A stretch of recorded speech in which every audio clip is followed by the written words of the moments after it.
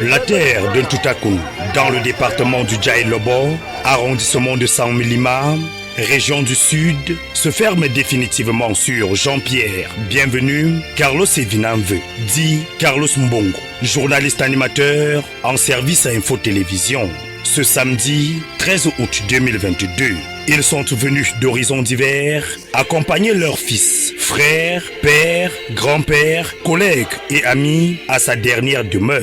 Un vibrant hommage exceptionnel est rendu au sommet du 237 par ses collègues du groupe La Météo, conduit par son président directeur général Dieudonné Mveng, qu'accompagne pour la circonstance son épouse Nadine Mveng, Parfait Aïssi, directeur général d'Info TV, entre autres. La kyrielle de témoignages démontre à suffire la considération pour le défunt. Carlos Mbongo, je te dis, tu n'es pas parti. Tu as marqué de manière positive ton passage sur Terre. Tes vidéos se partagent sur les réseaux sociaux comme des petits pains. C'est ça donc un homme. Un homme n'est forcément pas celui qui laisse des milliards dans des comptes, qui laisse des immeubles partout. Tu as été un exemple. Pour sa famille nucléaire, le décès de Carlos Mbongo est une grosse perte. Reste juste à confier son âme au Seigneur. Je suis écœuré. Je suis écœuré. Tout ce que je peux dire à l'assistance, c'est infiniment merci. Et nous prions tous que l'âme de notre frère, de notre collègue, de notre ami, de notre père, de notre fils, repose désormais en paix. Ses amis gardent de lui l'image d'un homme accompli. Que de bons souvenirs, Carlos. Carlos Mbongo, d'une expression vocale et corporelle irréprochable, d'un comportement vestimentaire de mannequin, d'une élégance au sommet de l'imaginaire. Bref, tu avais tout ça en toi.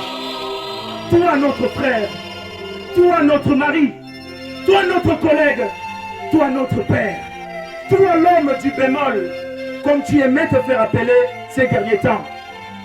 Ah oui, c'est peut-être là, oui là, où tu nous as tout caché.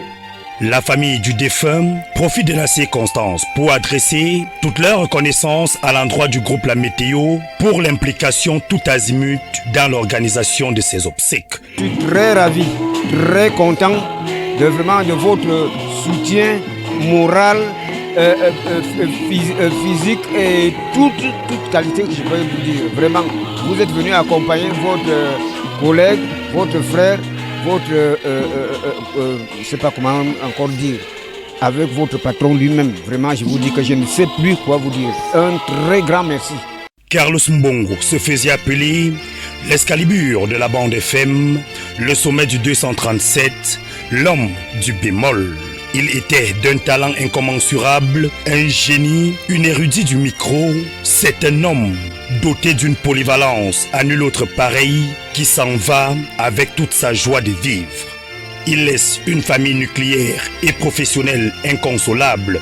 Décédé le 12 juillet 2022 à l'hôpital des Sœurs de Mvogbeti des suites de courtes maladies, à l'âge de 42 ans, Carlos Mbongo laisse plusieurs enfants et une petite fille. Comme le dit André Malraux, l'homme ni la mort, par l'art. Tu as su marquer ton temps. Carlos Mbongo, l'Excalibur de la bande FM, le sommet du 237, l'homme qui hier allait plus vite qu'une souris en danger et plus vite que son ombre, l'homme du bémol. À toi les fleurs et les honneurs, à nous les pleurs. Repose en paix, Carlos Evinanve.